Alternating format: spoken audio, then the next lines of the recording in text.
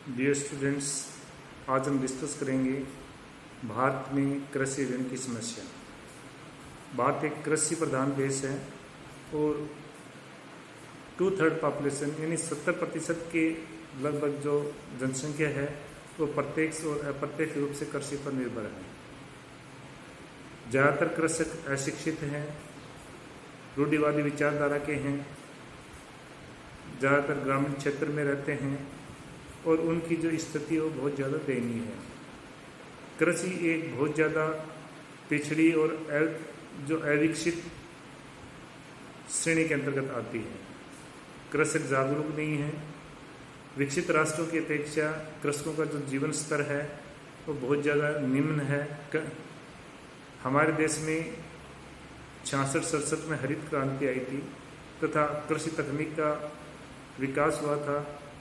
High yielding varieties programme वगैरह चलाए गए थे, उसके परिणाम स्वरूप उत्पादन में वृद्धि हुई थी।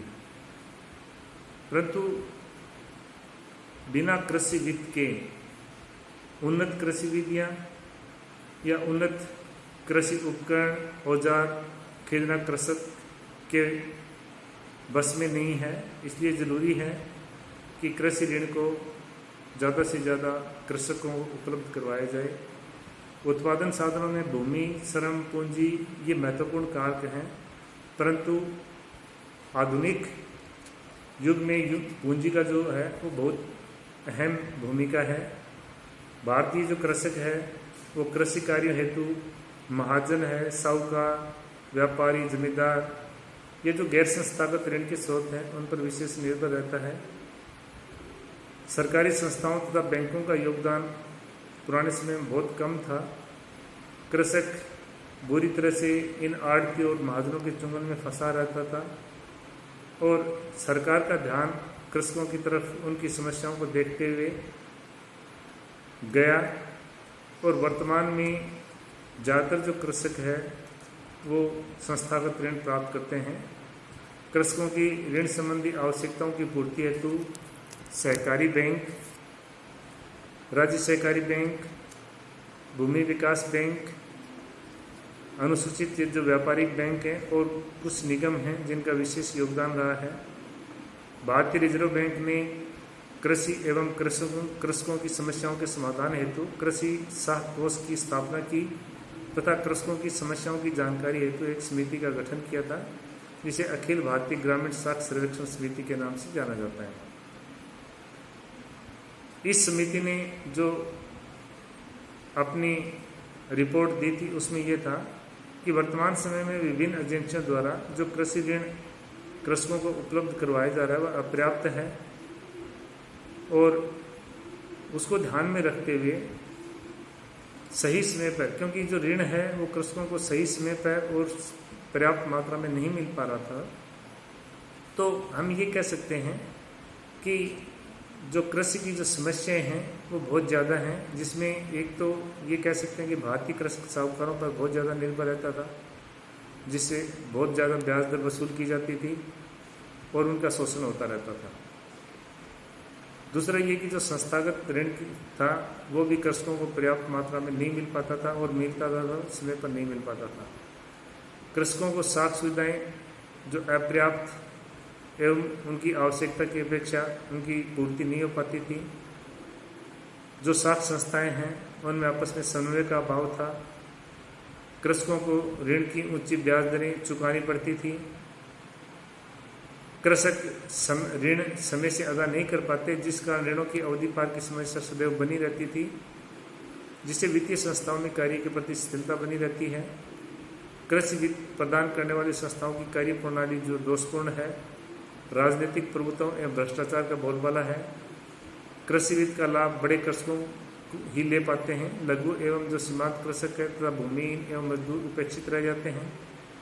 कृषकों को अल्पकालीन, मध्यकालीन और दीर्घकालीन साख हेतु उपयुक्त व्यवस्था का जो अभाव है। एक ये भी कह सकते हैं कृषक लघु एवं जो सीमांत कृषक कारीगर एवं भूमिहीन हेतु जमानत द्वारा ऋण प्राप्त करने में कठिनाई आती है, वो प्रतिभूति नहीं दे पाते हैं। साख प्रदान करने वाली एजेंसियों और संस्थाओं में कुशल, प्रशिक्षित और ईमानदार जो कर्मचारियों का अभाव पाया जाता है। अब बात ये आती है कि कृषि वित्त ये जो समस्या है उसके समाधान के क्या सुझाव हैं। भारत सरकार ने कृषि की वित्तीय समस्या के समाधान हेतु बहुत से सुझाव दिए हैं तथा उपाय भी किए हैं। गाडगिल समिति के अनुसार भारत में कृषि साख हेतु जब तक कोई उचित और उपयोगी प्रणाली नहीं निकाली जा सकती, जब तक कि कृषि के धंधे की सभी आर्थिक समस्याओं को हल नहीं किया जा सकता। भारतीय किसान की आर्थिक स्थिति है वो दयनीय है, क्योंकि कृषि की अर्थव्यवस्था अविकसित एवं पिछड़ी हुई है। कृषि की उन्नति एवं विकास हेतु साख सुविधाओं का विस्तार होना अत्यंत आवश्यक है और इसके लिए जो सुझाव हैं वो इस प्रकार हैं। एक तो यह है कि सहकारी समितियों का विकास किया जाए।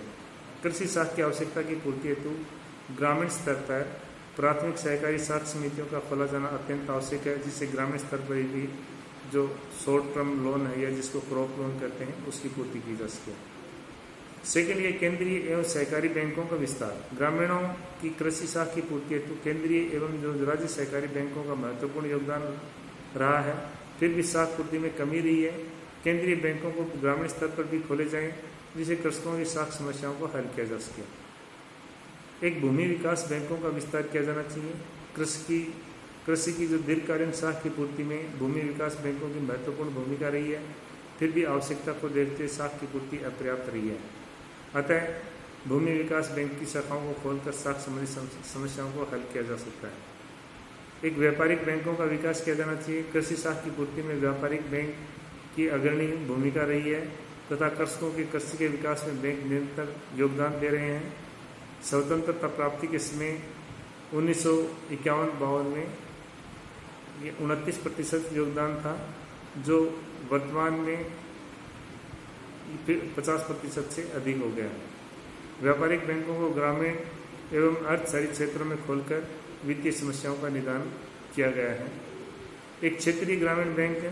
क्षेत्रीय ग्रामीण बैंक लघु, सीमांत, भूमिहीन या जो श्रमिक है, कृषि श्रमिक के लिए अत्यंत महत्वपूर्ण भूमिका अदा करते हैं। ग्रामीण स्तर पर इनका जो योगदान है वो सराहनीय है, लेकिन ज़्यादातर बैंक है वो घाटे का सौदा रहे हैं, ओवरड्यूज बढ़ते गए हैं और बहुत से बैंकों को दूसरे बैंकों में मर्ज कर दिया गया है।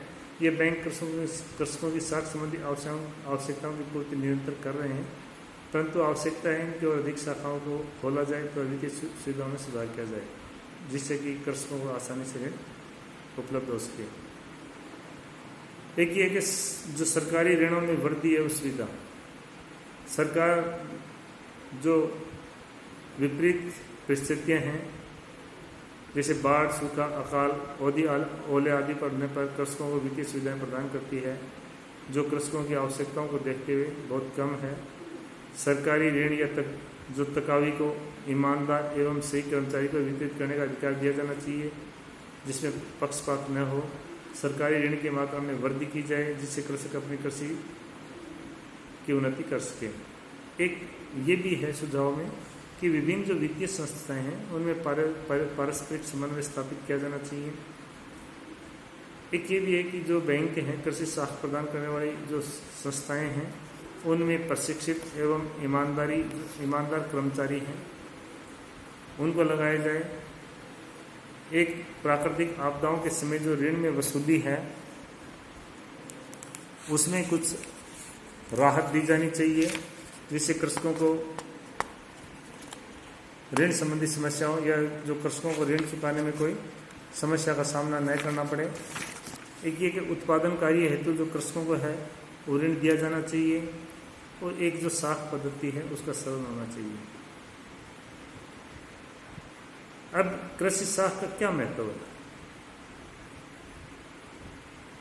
एक्चुअली पुराने टाइम में जब परंपरागत खेती होती थी, कृषक अपनी घरेलू आवश्यकताओं को ध्यान में रखकर कृषि उत्पादन कार्य करता था। उसको ज़्यादा बाजार की आवश्यकता नहीं पड़ती थी, वह अपना उत्पाद ज़्यादा विक्रय नहीं करता था। लेकिन वर्तमान स्थिति में जब कृषक की जो आय संबंधी आय में वृद्धि हुई है, कृषि को उद्योग का दर्जा दिए जाने की बात चल रही है, और कृषि का जो यांत्रिकरण हुआ है उसमें कृषकों के जो आर्थिक आधार पर भी वो कृषि कार्य करने लगे हैं। यानी कृषक उन वस्तुओं का, उन फसलों का उत्पादन करना चाहता है जिससे उसको अधिक से अधिक लाभ प्राप्त हो सके। और इसके लिए ज़रूरी है कि कृषकों को, चूँकि कृषकों के पास ज़्यादा पूंजी होती नहीं है और वो इन महंगे उपकरणों और औजारों को खरीदने के लिए या भूमि को समतलीकरण करने के लिए या अपने खेत पर ट्यूबवेल स्थापित करने के लिए या कोई नई मशीनरी और औजार खरीदने के लिए उसको ऋण की आवश्यकता पड़ती है। और ये ऋण है उसके पास पर्याप्त मात्रा में पूंजी होती नहीं है और ये ऋण उसको किसी बैंक के माध्यम से मिलता है। तो कृषकों को हालांकि वर्तमान में सरकार ने किसान क्रेडिट कार्ड के माध्यम से कृषकों को फसल ऋण है वो उपलब्ध करवा रही है। उससे किसान अपनी जो कृषि संबंधी जो आवश्यकताएं हैं उनकी पूर्ति कर रहे हैं। उनको दीर्घकालीन ऋण भी उपलब्ध करवाया जा रहा है, जैसे भूमि समतलीकरण के लिए, अपने खेत में ट्यूबवेल लगाने के लिए, ट्रैक्टर या जो बड़ी मशीनरी है वो खरीदने के लिए। तो कृषकों को ये ऋण सुविधाएँ उपलब्ध करवाई जा रही हैं और इसका इफेक्ट यह रहा कि हमारे कृषि उत्पादन में वृद्धि के साथ साथ किसान की जो कृषक की आय है उसमें भी वृद्धि हो रही है और उसका जीवन स्तर है वो ऊंचा हो रहा है। इससे क्या है कि कृषकों में जो एक शिक्षा, जो ये कह सकते हैं कि आगे बढ़ने की होड़ भी बनी हुई है और धीरे धीरे हमारे देश में जो कृषि उत्पादन है उसमें लगातार वृद्धि हो रही है। धन्यवाद, थैंक यू।